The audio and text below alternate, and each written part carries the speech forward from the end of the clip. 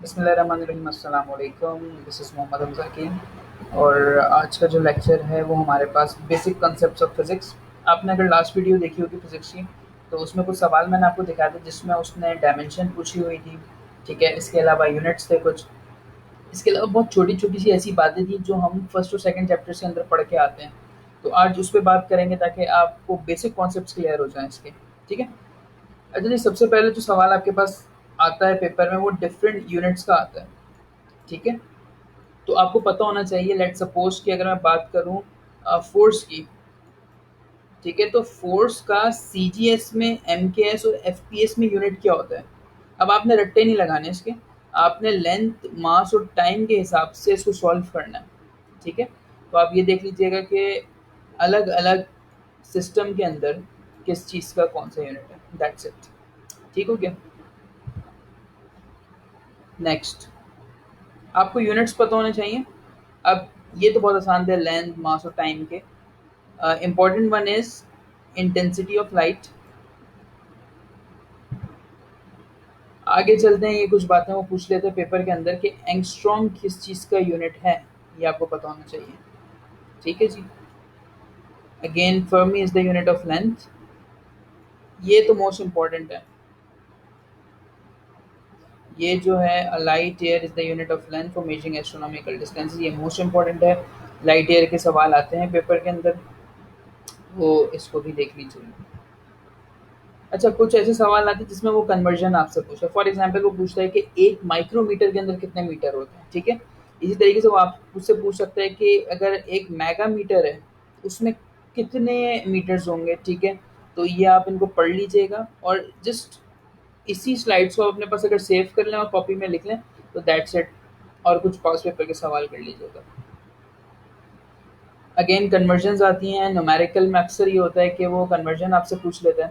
तो आपको पता होना चाहिए प्रेशर का यूनिट है, प्रेशर के कितने यूनिट होते हैं। तो एक दफ़ा सवाल पेपर में आया हुआ था कि which one of the following is not the unit of pressure.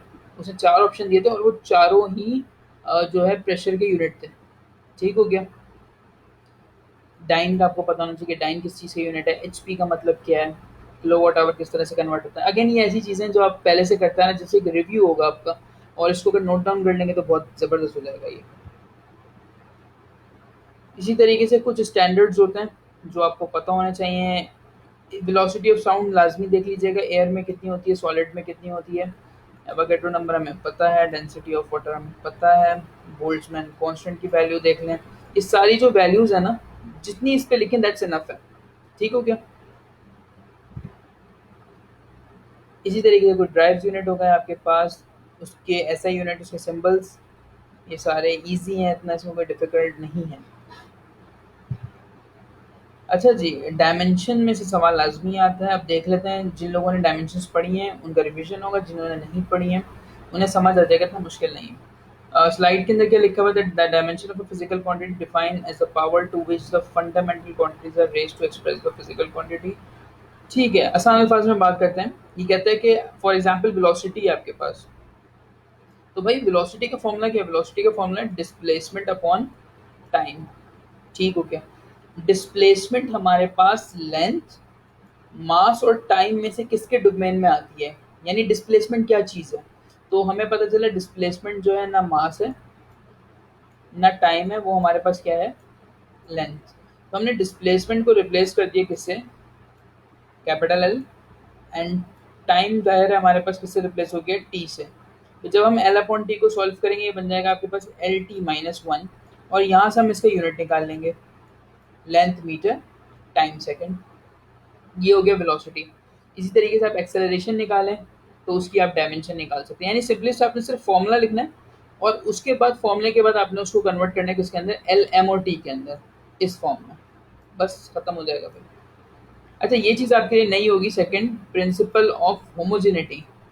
अच्छा, किसी भी चीज़ से पहले अगर होमो लिखा तो दैट्स मीन्स सेम। इसमें आपने करना क्या होता है कि आपके पास एक लेफ्ट हैंड साइड होती है इक्वेशन की और एक राइट हैंड साइड होती है इक्वेशन की, ठीक है? आपने उनको क्या करना होता है? आपने उन दोनों को चेक करना होता है कि प्रूफ हो रहे हैं या नहीं हो रहे। जैसे ये आपके पास क्या है? v is equal to u plus a t, ये आपको पता होना चाहिए, इक्वेशन ऑफ मोशन है। अब आपने ये प्रूफ करना है कि यहाँ जो v है उसकी डायमेंशन और u प्लस 18 की डायमेंशन बराबर आएगी। अब कैसे? v हमें पता है क्या है, दैट इज वेलोसिटी, हमने यहाँ ऊपर निकाला हुआ इसको। तो ज़ाहिर है मास नहीं होता तो m naught L T minus one, तो v की तो हो गई, यानी हमने इसको कह दिया कि हमारी लेफ्ट हैंड साइड जो है वो तो हो गई। ओके, राइट हैंड साइड पे देखते हैं u क्या है, u भी वेलोसिटी है। उसके बाद ए क्या है, ए जो एक्सेलरेशन। अब आप एक्सेलरेशन किस तरीके से निकालो, एक्सेलरेशन के किसके बराबर होती है, एक्सेलरेशन आपके पास बराबर होती है वेलोसिटी अपॉन टाइम के। ठीक है, यानी वेलोसिटी की जो जो भी डायमेंशन है आपके पास, वेलोसिटी की डायमेंशन आपके पास कौन सी है, एल टी माइनस वन, और इसको आप डिवाइड करवा दोगे एन टी से, तो आपके पास ऑटोमेटिकली ये क्या बन जाएगा आपके पास, दिस। ठीक है, और जब हम इन दोनों को सॉल्व करेंगे तो हमारे पास आंसर क्या आ रहा है, M L T minus one, यानी आर एच एस और एल एच एस हमारे पास क्या हो गए, बराबर हो गए। तो इस तरह से आप प्रिंसिपल ऑफ होमोजिनिटी का सवाल करता है। प्रिंसिपल ऑफ होमोजिनिटी में आप मजीद क्या कर सकते हैं, आप न्यूटन की तीनों इक्वेशंस ले सकते हैं। For example v f is equal to v i plus a t, इसके अलावा two a s is equal to v f square minus v i square, जितनी भी ऐसी इक्वेशन है जिनकी left hand side and right hand side होती है, आप वो करके इसको सॉल्व कर सकते हैं बिल्कुल। ठीक है, आसान है, मुश्किल कुछ भी नहीं, जैसे आपको ये डायमेंशन निकालनी आनी चाहिए। अच्छा, आपकी आसानी के लिए एक स्लाइड ये बना दी है जिसके अंदर तमाम फिजिकल क्वांटिटीज जितनी पेपर में आती हैं वो उनके डायमेंशनल फार्मूला और उनके ऐसे यूनिट्स मैंने यहाँ पे लिख दिए हैं।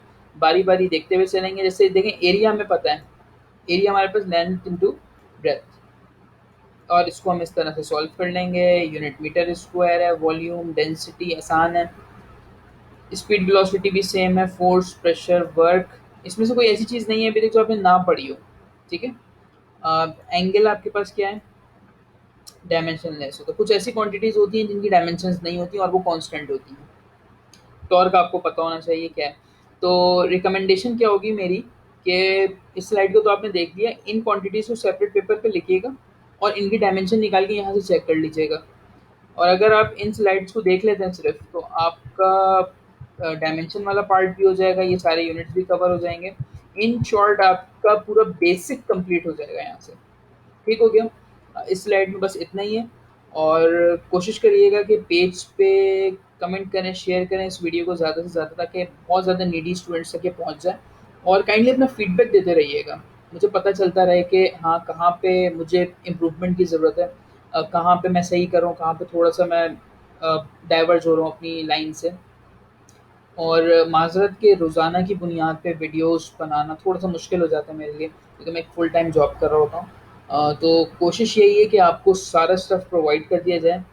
ठीक है, अपना बहुत ख्याल रखिएगा, कोई भी सवाल हो आप बिल्कुल मुझसे पूछ सकते हैं। Thank you very much.